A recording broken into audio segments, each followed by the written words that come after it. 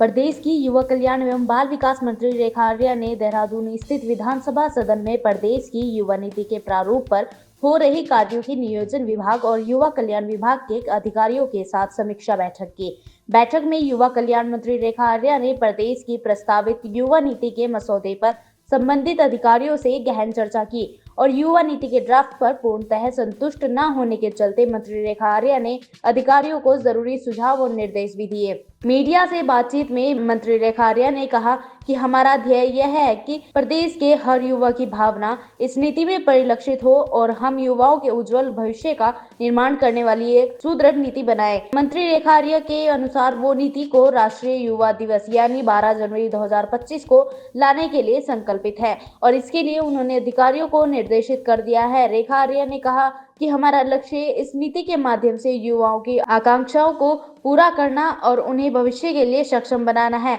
और इसके लिए हम युवा आयोग के गठन की दिशा में भी आगे बढ़ रहे हैं। इस बैठक में विशेष प्रमुख सचिव युवा कल्याण अमित सिन्हा, अपर सचिव नियोजन विजय कुमार जोगदंडे, अपर निदेशक युवा कल्याण आरसी डिमरी सहित विभाग के अन्य अधिकारी उपस्थित रहे। प्रदेश के हमारे जो युवा हैं उनके संदर्भ में हमको उनकी आकांक्षाओं को जानना है, उनकी ज़रूरतों को जानना है,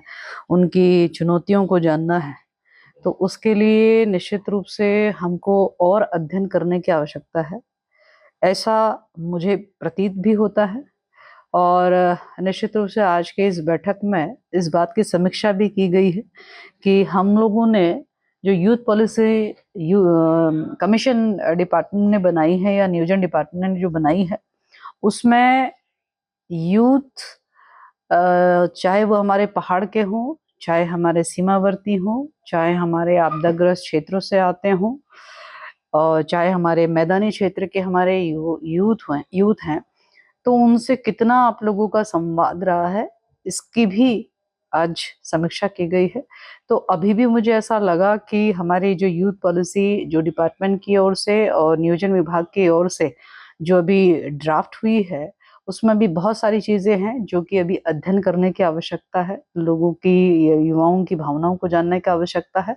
इसको स्पेसिफिक होने की आवश्यकता है, जिसको लेकर आज मैंने निर्देश दिए हैं। बहुत ज़रूरी है कि हमारा यूथ जो मेल के रूप में है, हमारा यूथ जो फीमेल के रूप में है, हमारा यूथ जो पहाड़ के यूथ मेल फीमेल के रूप में है, हमारा यूथ जो सीमावर्ती क्षेत्रों में मेल फीमेल के रूप में है, हमारा यूथ जो एससी एसटी के रूप में है, हमारा यूथ जो ऐसा जो ईडब्ल्यूएस के रूप में, ओबीसी के रूप में हो। तो आखिरकार इन सब लोगों की क्या क्या हमको ऐसा लगता है कि उनकी आवश्यकता है, उनकी ज़रूरतें हैं, उनकी चुनौतियां हैं, उनकी क्या एस्पिरेशंस हैं, ये जानना बहुत आवश्यक है। और यदि हमने ये जाना नहीं तो स्वाभाविक रूप से जो हमारा ये नीति आज मेरे टेबल पर रखी गई है वो सार्थक नहीं है जब तक इनकी भावनाएं इसमें नहीं निकल के आती है।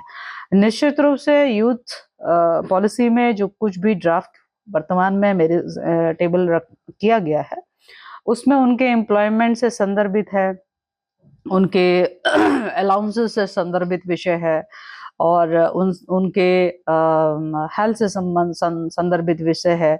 लेकिन स्पेसिफिक नहीं है। यूथ का मतलब उन मेल फीमेल को एक जैसा ही देखते हुए एक यूथ के रूप में कंसिडर किया गया है, जो मुझे लगता है कि थोड़ा सा हमको स्पेसिफिक होने की आवश्यकता है, जिसको लेकर नियोजन विभाग को भी डायरेक्शंस दिए हैं और जिसको लेकर जो है हमारे विभाग के अधिकारियों को भी आज डायरेक्शंस दिया है। और 12 जनवरी हम लोगों ने ये मन विचार बनाया है कि जिस दिन हमारा युवा दिवस होता है, उस दिन यूथ पॉलिसी को हम लोग धरातल पे उतारेंगे और हमारी ये पूरी कोशिश होगी कि हर यूथ की भावना जो है इस यूथ पॉलिसी में निकल कर आए। और यूथ पॉलिसी में हमारी खासकर जो हमारी युवा बालिकाएं हैं, युवा युवतियां हैं, उनको लेकर भी हम लोग थोड़ा सा और स्पेसिफिक हों, वो भावना भी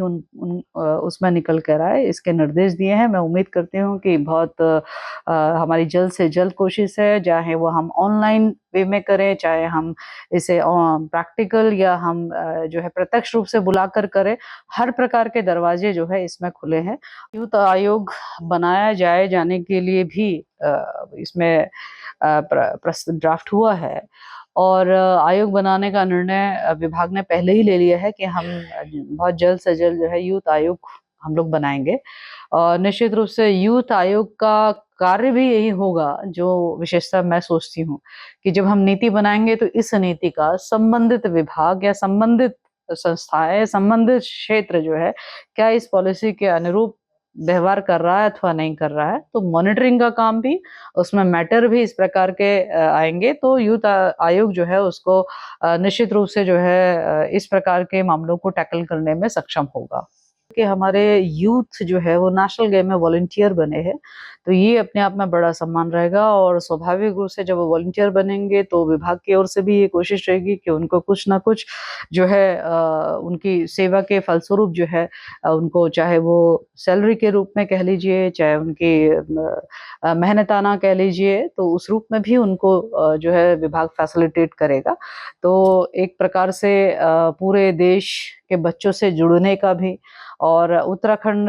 के लोग किस प्रकार से अपने मेहमानों का स्वागत करते हैं, किस प्रकार से उनका अभिनंदन करते हैं, ये सारी चीज़ें जो है वो वॉलंटियर्स के माध्यम से हम लोग दिखाने में सक्षम होंगे। और यूथ की उसमें आवश्यकता है, मुझे लगता है कि ये उनको भी अच्छा लगेगा और निश्चित रूप से नेशनल गेम में हमको भी एक ऊर्जा जो है उनसे प्राप्त होगी। आदेश दिया है कि स्वाभाविक रूप से कि हमारे जनपदों के जिलाधिकारी